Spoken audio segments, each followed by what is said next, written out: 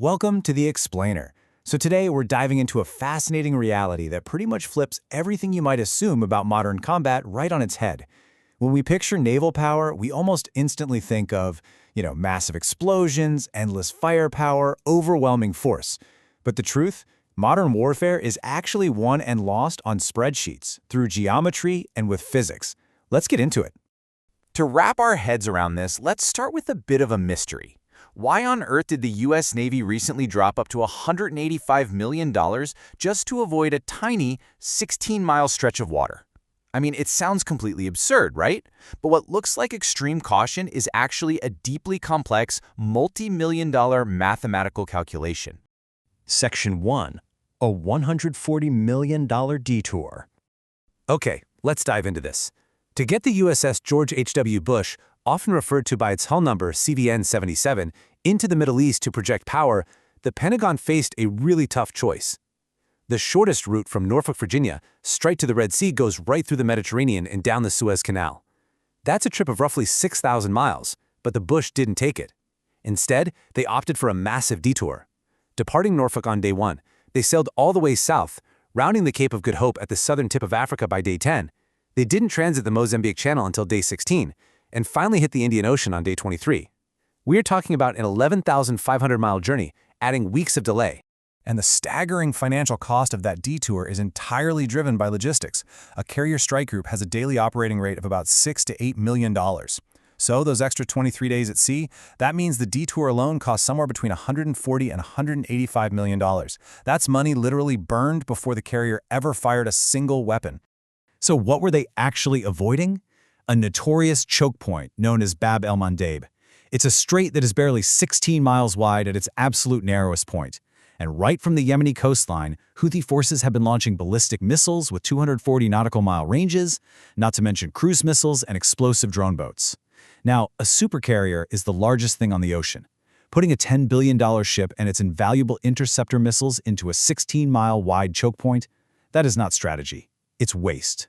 Every interceptor missile you have to fire just to defend the ship during transit is one less missile available for the actual mission. It was entirely about the math. Section 2. The Geometry of War.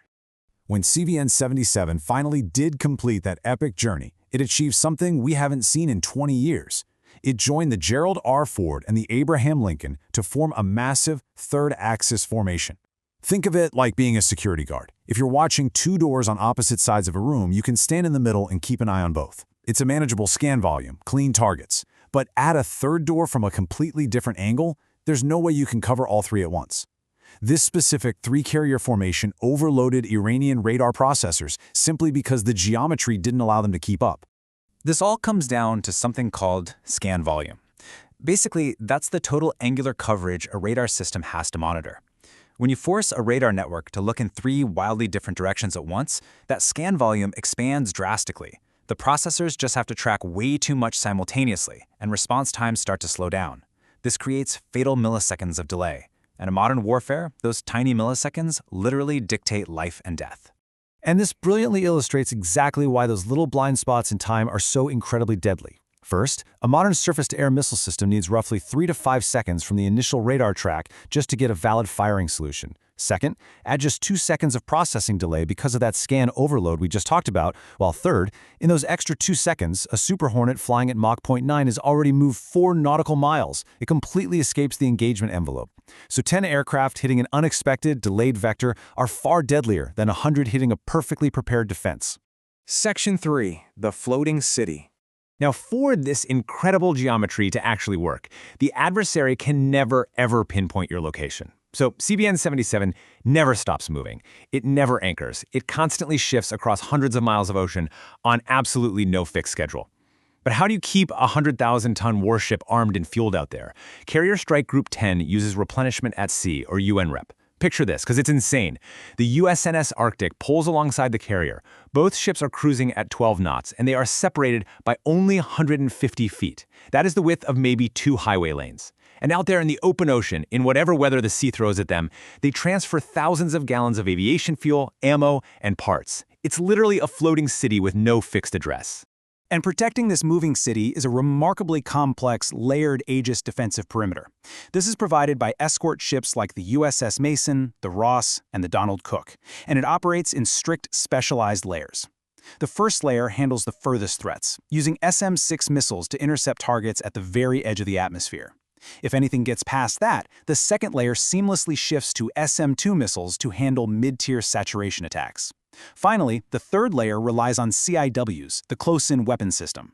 That's the last-ditch mechanical line of defense designed strictly to shred close-range threats that somehow manage to leak through those outer nets. Section 4. The Laser Defense Limit. Now, what's really interesting here is how we think about the next generation of defense. You'll often hear people summarize the carrier's futuristic capabilities with quotes exactly like this one. The carrier has locust-directed energy, unlimited shots, problem solved. The logic here assumes that because the carrier has two immense A4W nuclear reactors, generating up to 100 megawatts of electrical power, it essentially has infinite ammunition for its locust laser system to just continuously zap any incoming threat out of the sky forever. But, as always, physics gets in the way. There's this incredible phenomenon called thermal blooming. Basically, when a super powerful laser beam heats the air along its path, it actually bends the beam itself. Combine that with all the salt aerosols constantly floating around in a maritime environment, and the laser's effective engagement range becomes severely limited. And here's the wildest part of all. You cannot just power your way out of it. Pumping more power into the laser actually makes the thermal blooming worse, bending the beam even faster. Because of this totally uncompromising physical law, Locust is strictly a point defense system. It's really only useful for those close-range leakers we talked about. Section 5. The Global Strategic Vacuum. This brings us to the final, and frankly, most alarming part of our explainer. Because while this three-carrier geometry we've been looking at is absolutely brilliant tactically in the Middle East, the terrifying math of magazine drain is bleeding the U.S. dry on a global scale. Remember those outer rings of missile defense we discussed? Roughly 50% of the combined U.S. THAAD and Patriot interceptor inventory has already been expended. About 30% of our Tomahawk cruise missiles, gone. And just look at the replenishment timelines. It takes 1 to 4 entire years to replace these at current production rates. We are consuming these high-end assets far, far faster than our manufacturing base can possibly build them. So what we end up with is a massive, incredibly sobering trade-off. Yes, we absolutely have a tactical victory. The Middle East is sealed perfectly by this three-carrier geometry, but it comes at the incredibly steep cost of strategic depletion. I mean, think about where those other carriers came from. The Abraham Lincoln was pulled from the Indo-Pacific. The George HW Bush came from the Atlantic. Those strategic reserves are gone. And you better believe Beijing and Moscow are quietly watching these stockpile numbers drop, while the broader deterrence equation shifts in incredibly vital places like Taiwan and Eastern Europe. So the ultimate takeaway from all of this is pretty clear. The deployment of 3 carriers in one theater is not a sign of overwhelming global strength.